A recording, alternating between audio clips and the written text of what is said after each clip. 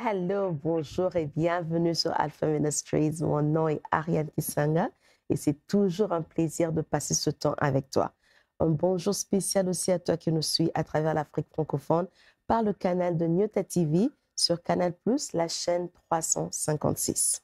Alors, as-tu créé de l'espace pour Dieu? Créer de l'espace pour Dieu, c'est te rendre disponible pour Dieu. Pendant maximum 30 minutes aujourd'hui, je veux que tu puisses juste être là pour Dieu. Rends-toi disponible. Oublie un peu ce que tu as à faire et juste rends-toi disponible pour que Dieu aussi te fasse du bien. On va commencer par la prière. Notre prière aujourd'hui est tirée du livre de Psaume, le verset 119, chapitre 119, verset 105.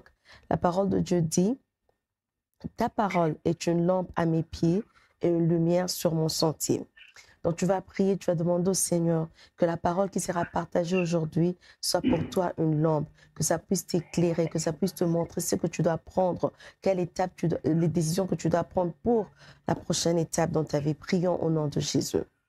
Éternel, nous te disons merci. Merci toi qui nous donnes encore l'opportunité de venir dans ta présence. Merci toi qui nous donnes l'opportunité de venir d'apprendre encore et d'être éclairé par ta parole. Seigneur, nous prions que ta parole qui sera partagée aujourd'hui puisse éclairer encore nos sentiers, que ça puisse nous donner les directives, que ça puisse nous aider à prendre les bonnes décisions dans notre marche. Dans le nom puissant de Jésus, nous avons ainsi prié. Les saints de Dieu disent Amen, Amen, Amen. Amen, amen, amen. Amen. Aujourd'hui, on va parler d'une femme de distinction. Une femme de distinction tirée de 2 Rois 4, 1 à 37. Et pour le faire, je ne suis pas seule. J'ai ma sœur avec moi, ma grande sœur avec moi, qui s'appelle Lydia Goma Kashita, qui nous revient tout droit de la France. Servante Lydia, bienvenue sur Alpha Ministries. Merci, merci. On a du mal à vous entendre. Il faut parler un peu plus fort. Merci. Merci. Alors, elle est servante de l'Éternel. Elle est épouse à Dieu merci Kashita, mère de 2 enfants. Elle est visionnaire du ministère Femme de foi, ou en sigle WOOF, donc Women of Faith. Depuis 6 ans, c'est depuis 6 ans qu'elle dirige ce ministère. Et les personnes qui adhèrent se trouvent en Europe, en Afrique, en Amérique. Et c'est une fille du royaume. Alors, sœur Lydia, on va commencer directement. Le passage dont j'ai parlé de 2 Rois 4, 1 à 37, nous présente 2 femmes, au verset 1 et au verset 2. En quoi se distinguent-elles, selon vous? Personnellement, je dirais que ces 2 femmes se distinguent en leur manière d'approcher le prophète Élisée. La Bible nous montre clairement que la première femme du verset 1, qui était une veuve, avait perdu son mari et après la mort de son mari, la Bible nous dit clairement que le créancier est venu pour ravir les enfants. Et cette femme qui savait en qui son mari croyait a approché le prophète Élisée pour lui dire « J'ai un gros souci, j'ai un problème. » Et nous avons vu que le miracle était possible. Oui. Par contre, la deuxième femme du verset 8, dont la Bible nous parle, la femme sunamite, elle n'est pas venue exposer son problème auprès du prophète Élisée. Par contre, elle est venue comme une solution aux besoins du prophète Élisée. Oui, cette femme avait un problème. La Bible le dit clairement qu'elle n'avait pas d'enfant. Son mari était déjà avancé en âge. Mais pour elle, sa préoccupation première, c'était de recevoir le serviteur de Dieu dans sa maison, de créer de l'espace pour lui, de lui mettre à l'aise, de servir à manger, d'être, si je peux dire, au service du prophète Élisée. C'est ce que je pourrais dire. Wow. Donc, la première femme du verset 1, elle vient vers le prophète pour exposer son problème. Et la deuxième femme vient vers le prophète pour apporter une solution, en fait, au problème que le prophète avait. Oui. Ok, ça c'est les 2 femmes. Et maintenant, mais pourquoi? La question que je posais, c'est de savoir maintenant pourquoi Dieu les présente comme ça. Quelle est l'intention derrière, en fait? Nous présenter une femme au verset 1, quand vous dites, qui vient pour exposer son problème, et l'autre au verset 8, qui vient pour apporter une solution. au même prophète? Quelle est l'intention initiale de Dieu pour les présenter? Qu'est-ce que la parole nous enseigne en fait en les présentant comme ça? Ok, merci beaucoup, maman Ariane. Je dirais l'intention de Dieu derrière tout ça, c'est juste de nous montrer qu'il répond de diverses manières. La Bible nous parle dans Matthieu 7:7, demandez, vous recevrez, cherchez, vous trouverez, et frappez, il vous ouvrira pour vous. Oui, l'intention de Dieu, c'est juste de nous montrer que quand nous demandons, nous allons recevoir. Quand nous frappons, la porte va s'ouvrir. Cette femme, face au problème qu'elle avait, a compris que je dois chercher le prophète Élisée. Je dois frapper afin que la porte s'ouvre, afin que les choses changent dans ma maison. Et nous avons vu que le miracle, comme je venais de le dire, a été possible. Mais il y a quelque chose qui a quand même attiré mon attention en lisant l'histoire de cette veuve. Yes. Elle n'est pas seulement venue vers le prophète Élisée avec le problème, mais elle avait la foi. Parce que la Bible nous dit, en parlant au prophète Élisée, cette femme a dit, mon mari, ton serviteur, craignait le Seigneur. Ce qui veut dire, cette femme avait l'assurance, puisque mon mari craignait le Seigneur, le miracle sera possible. Et je m'aimerais en passant encourager quelqu'un à marcher dans la crainte de Dieu. La crainte de Dieu produira des miracles dans nos vies, dans ta vie, toi qui es en train de nous suivre maintenant. Mais la crainte de l'Éternel pourra aussi crier fort, même après ta mort. Oui. Par contre, la femme du verset 8, la femme sunamite, je pourrais dire le service, oui. Le Seigneur a juste voulu nous montrer que quand nous lui servons, le miracle peut aussi être possible dans nos vies. Nous pouvons demander, nous pouvons chercher, nous pouvons prier, mais si nous le servons plutôt de tout notre cœur, le miracle sera possible. La Bible le dit dans Exode 22-25. Vous servirez votre Dieu et il bénira votre pain. Il bénira vos eaux et il ôtera la maladie du milieu de vous. Cette femme, comme je venais de dire, avait un problème, mais n'a pas exposé le problème. Elle a plutôt été au service du serviteur de Dieu. Amen. Et je pense que l'intention de Dieu, c'est juste de nous montrer que si nous demandons, nous allons recevoir, mais si nous le servons aussi de tout notre cœur, le miracle sera possible. Merci beaucoup, Lydia. Vous dites que la première femme du verset 1, elle est venue, la façon dont elle a approché le prophète, c'est qu'elle est venue avec un problème, elle avait aussi la foi.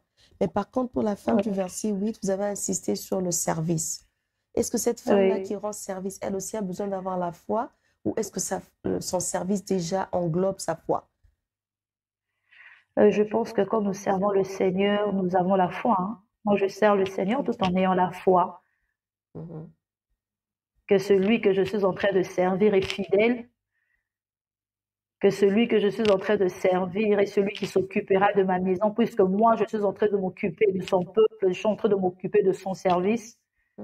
Je pense que la foi est toujours au rendez-vous, oui. Merci beaucoup. Alors, pourquoi maintenant la Bible, alors au verset 8, appelle cette femme-là une femme de distinction, mais n'appelle pas la femme du verset 1 une femme de distinction? Je dirais, si la Bible l'appelle une femme de distinction, c'est par rapport à l'attitude qu'elle avait. La Bible nous présente cette femme sunamite comme une femme généreuse. La Bible nous dit que le prophète Élisée passait par Sunem, mais c'est cette femme qui allait vers le prophète pour lui demander de venir dans sa maison, de venir manger. C'est pas le prophète qui est passé là, mais c'est la femme qui a invité le prophète Élisée, pas pour lui exposer le problème, mais pour lui offrir un cadre pour le repos, un cadre pour, comment je peux dire, venir manger, boire après le service. C'est quelque chose que beaucoup de gens ne font pas. Les gens se disent, bon, c'est vrai, je vais à l'église, je veux donner mon offrande, je veux donner ma dîme. Mais cette femme a été généreuse. Au-delà de la générosité, la Bible dit qu'elle a été aussi disponible. Puisqu'à chaque fois que le prophète Élisée passait par là, elle faisait de son mieux pour qu'elle passe par chez elle. Mhm. Et la Bible même va plus loin pour nous dire que cette femme ne s'est pas arrêtée là. Elle a eu à dire à son mari, arrangeons une chambre pour ce prophète, Mhm. pour qu'à chaque fois qu'il passera plutôt par ici, qu'il puisse avoir un endroit où se reposer. Donc tout ça sont des choses qui font d'elle une femme de distinction. La générosité, l'hospitalité, l'empressement ou le dévouement au service, toutes les initiatives qu'elle a eu à en voir, et même sa disponibilité. Mhm. Et cette femme de distinction, est-ce que n'importe quelle femme peut devenir ou est-ce que c'est une catégorie de femmes qui sont nées comme ça? Je dirais, on peut naître comme ça, mais on peut aussi le devenir. Ok. Est-ce que vous pouvez nous La Bible expliquer un nous peu parle plus? dans le livre des Actes des Apôtres 9, verset 36, la Bible nous parle de Tabitha Dorcas. Mhm. C'était une femme qui était déjà généreuse. La Bible dit qu'elle était en train de coudre des vêtements pour les veuves. Et le jour où elle mourrait, ce sont ces femmes-là, ce sont ces œuvres qui ont crié. Mhm. Par contre, quand nous lisons dans le livre de Ruth, on nous montre Ruth la Moabite. Mhm. Nous savons tous que les Moabs sont venus de l'inceste. Oui, ils sont venus de l'inceste. Mais la Bible nous dit l'attachement de Ruth à Naomi a fait que Ruth devienne une femme de distinction. Donc, je dirais qu'on peut naître tout en étant une femme de distinction, mais on peut aussi le devenir. Pourquoi? Parce que nous nous attachons aux bonnes personnes. Ok. Ruth s'est attachée à Naomi et nous avons vu que sa vie a été transformée, sa destinée a été changée. Hier, on pouvait parler de Ruth la Moabite. Mhm. Et l'attacher tout ce qui était derrière les Moab. Mhm. Mais son attachement a fait que son avenir puisse changer et que son avenir puisse devenir meilleur. Et je dirais que nous pouvons naître tout en étant des femmes généreuses, des femmes de distinction, mais on peut aussi le devenir. Mhm. Donc, juste pour résumer un peu, vous dites qu'une femme de distinction, c'est une femme qui a une bonne attitude, donc une femme généreuse, Ouais. disponible, euh, une femme qui a de l'empressement pour le service. Et vous avez dit une femme qui choisit bien son entourage. Ouais. Ça, c'est ce qu'on peut faire pour devenir une femme de distinction. Et maintenant, si quelqu'un est en train de suivre et se dit, ben moi j'ai tout ça, qu'est-ce qui me manque? Alors disons que si je suis déjà généreuse et que bon, je choisis bien mon entourage, est-ce que de là, immédiatement, je deviens une femme de distinction ou est-ce que vous pensez qu'il y a des critères qui sont au-delà de ça? Au-delà de J'aimerais cela? dire une chose. Mhm. Oui, plusieurs personnes dans le monde ou plusieurs femmes sont, comme vous venez de le dire, généreuses, Mhm. euh, ont un bon cœur, ils savent accueillir, ont de l'empressement pour les invités. Mais je dirais le plus important, cette femme a eu de l'empressement ou la générosité envers le service et envers le serviteur de Dieu. Et je pense que pour avoir l'empressement au service, au-delà de ce que nous pouvons traverser, c'est que grâce au Saint-Esprit, c'était une femme qui connaissait le Seigneur, c'était une femme qui marchait avec Dieu. Parce que comme je venais de le dire tout à l'heure, la Bible nous a présenté cette femme comme étant une femme qui n'avait pas d'enfant Ok. et qui avait un mari qui était déjà vieux. Donc tout nous montrait que rien n'était plus possible en ce qui concerne l'accouchement. Mais cette femme a été généreuse, cette femme a servi le Seigneur ou a été au service du prophète Élisée sans pour autant regarder à son problème. Ça veut dire qu'il avait une relation personnelle avec Dieu. Ok. Et je pense qu'au-delà d'être généreuse, au-delà d'avoir un bon cœur, nous devons avoir une relation, au fait, personnelle avec le Seigneur Mhm. pour être une femme de distinction. Amen, amen. Une relation personnelle avec le Seigneur. Je me demande, est-ce que c'est ça l'un des points qui distingue aussi cette femme avec la femme du premier verset? Parce que vous nous avez dit que la femme du premier verset plutôt, son mari craignait l'Éternel. Et elle avait la foi que le Dieu que son mari servait pouvait venir en aide pour elle parce qu'elle avait un besoin. Est-ce que ça serait un des points qui leur distingue aussi? Ou c'est juste le fait que l'une des femmes était généreuse, avait une relation personnelle et servait Dieu? Je pense que ce qui les distingue aussi, c'est la relation personnelle. Ok. Parce que la femme du verset 1, quand elle est venue vers le prophète Élisée, elle a clairement dit, mon mari, votre serviteur, craignait le Seigneur. Il ne parlait pas d'elle. Elle parlait de son mari. Donc elle savait que son mari avait une relation personnelle avec Dieu. Mhm. Amen. La relation personnelle avec Dieu. Alors, cette femme qui est en train de nous suivre maintenant, elle vit dans ce monde aujourd'hui où, comme vous avez dit, plusieurs femmes ont des relations personnelles avec Dieu. Plusieurs femmes sont généreuses. Plusieurs femmes ouvrent leurs portes en l'empressement pour le service. D'ailleurs, quand on regarde dans l'Église aujourd'hui, c'est la plupart des femmes qui servent. Mais est-ce que toutes ces femmes-là sont nécessairement des femmes de distinction, servant de Dieu? Je dirais non. Ok. Non, je dirais non. Pourquoi? Parce que, comme je venais de le dire tout à l'heure, nous devons avoir une relation personnelle avec Dieu. Qui dit relation personnelle, ça veut dire marcher dans la crainte de l'Éternel. Servir le Seigneur, être généreuse, tout le monde peut l'être. Même les païennes, il y a des païennes qui ont de l'empressement vers les serviteurs de Dieu. Il y a des païens qui ouvrent leurs portes à tout le monde, qui sont généreuses. Mais le plus important, la relation personnelle et la crainte de Dieu. C'est ce qui fait de nous des femmes de distinction. Parce que cette femme qui marche dans la crainte de l'Éternel, au-delà du service, est cette personne qui respecte les commandements de Dieu. Ok. Une personne qui respecte le commandement de Dieu. Oui. Merci. Et vous avez un ministère auprès des femmes, femmes de foi ou WOOF en anglais. Comment est-ce que votre ministère alors aide les femmes à devenir ces femmes de distinction? Je dirais ce ministère aide les femmes à devenir des femmes de distinction au travers des enseignements que nous donnons, au travers des témoignages et au travers même de l'expérience que nous partageons au quotidien. C'est vrai, comme vous venez de le dire, c'est un groupe qui date plus de 6 ans maintenant. La plupart des femmes qui sont venues, c'était des femmes qui allaient à l'église et qui revenaient à la maison. Mais dans le groupe, je pense qu'ils ont appris à craindre le Seigneur. Ils ont appris à marcher avec le Seigneur.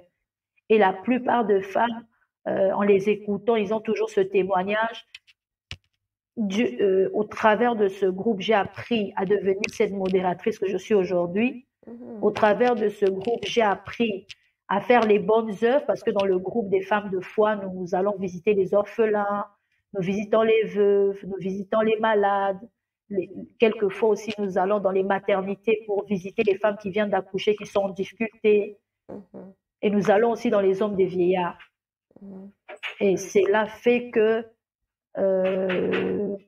au travers de toutes ces œuvres que nous faisons dans le groupe des femmes de foi, que quelque chose de plus s'ajoute dans la vie de ces femmes.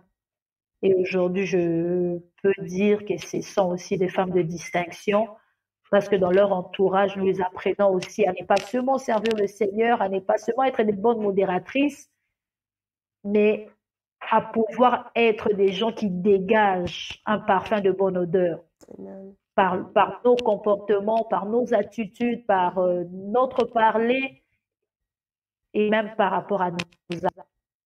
Amen, amen, amen. Et Yalidi, on tend déjà vers la fin de notre émission, mais il y a peut-être une femme qui est en train de nous suivre et qui est intéressée. Se dit, mais ce groupe de femmes de foi, et je vous ai présenté comme étant basé en France. Comment quelqu'un peut adhérer alors au groupe et comment la personne fait? Parce que c'est un groupe, je connais que c'est par WhatsApp, je crois. Est-ce que vous avez aussi des rencontres en présentiel et dans quelle ville? Et comment quelqu'un fait pour adhérer à votre groupe, à votre ministère de femmes de foi? Bon, c'est simple pour adhérer au groupe des femmes de foi. Okay. Vous pouvez utiliser mon numéro.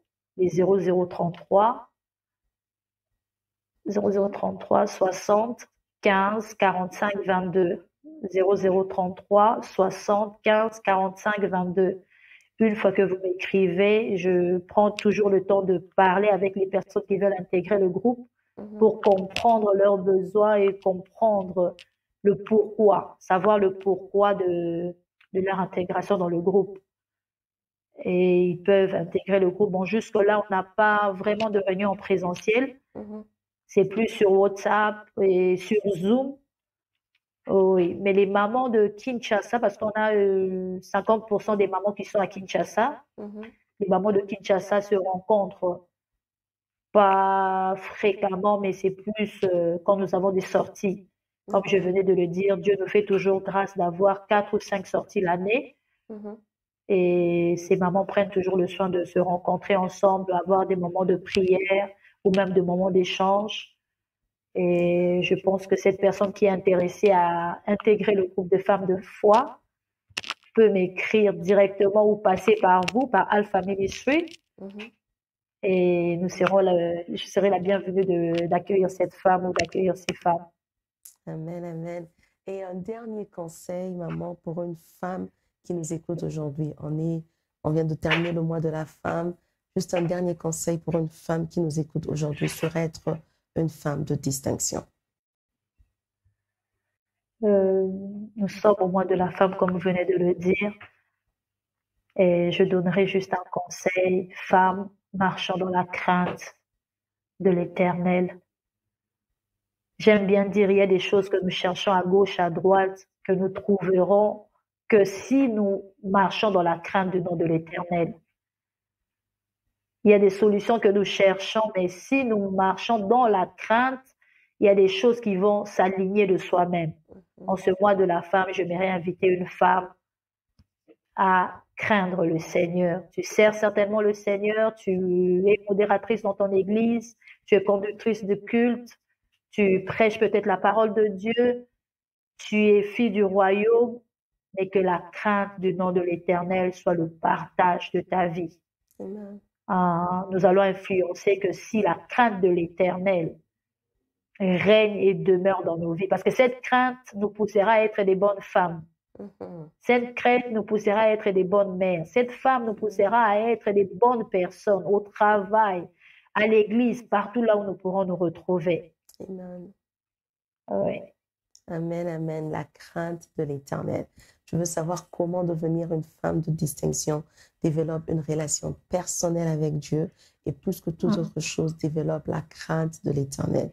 Que ce soit le titre, le poste, le service que tu rends à Dieu, si tu n'as pas de relation personnelle avec lui et si tu ne développes pas la crainte de son nom dans ta vie, tu ne pourras pas être cette femme de distinction, cette bonne mère, cette bonne épouse, cette bonne sœur pour quelqu'un d'autre. Maman Lydia, que Dieu vous bénisse. Merci beaucoup d'avoir accepté de venir à Alpha Ministries et nous bénir avec votre présence et ce partage d'aujourd'hui.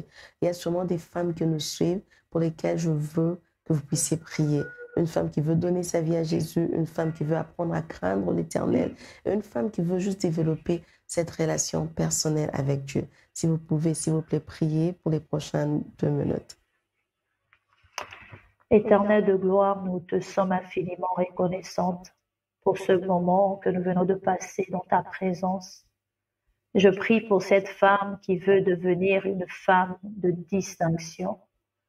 Je prie que tu touches son cœur ce soir. Je prie, Seigneur de gloire, que ton esprit soit le partage de sa vie. Je prie, Seigneur de gloire, que tout ce qui peut peser, tout ce qui peut l'empêcher à devenir cette femme de distinction soit ôté ce soir au nom puissant de Jésus.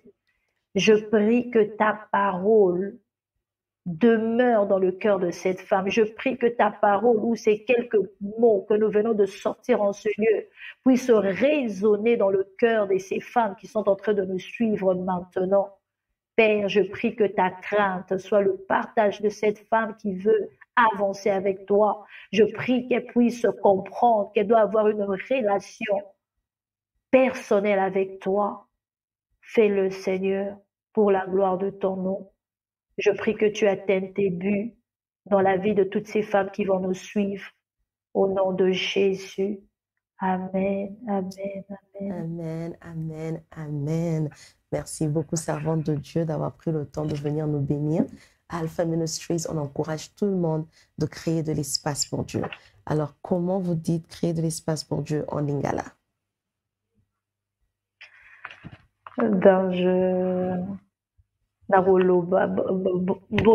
Maman, alors que tous la mois de la femme, nalingi na senga na biso ba mama, nalingi na senga na yo mama, o créer espace, o tika espace pour na Nzambe. Kotika kanda ezala o ezokamba bomoi na yo te, tika espace Nzambe nde akamba bomoi na yo. Kotika rancune, kotika haine, ekamba bomoi na yo te, to vengeance te, tika Nzambe nde akamba bomoi na yo. E bongo po Nzambe akamba bomoi na yo, esenge na yo kotika esika ya vanda.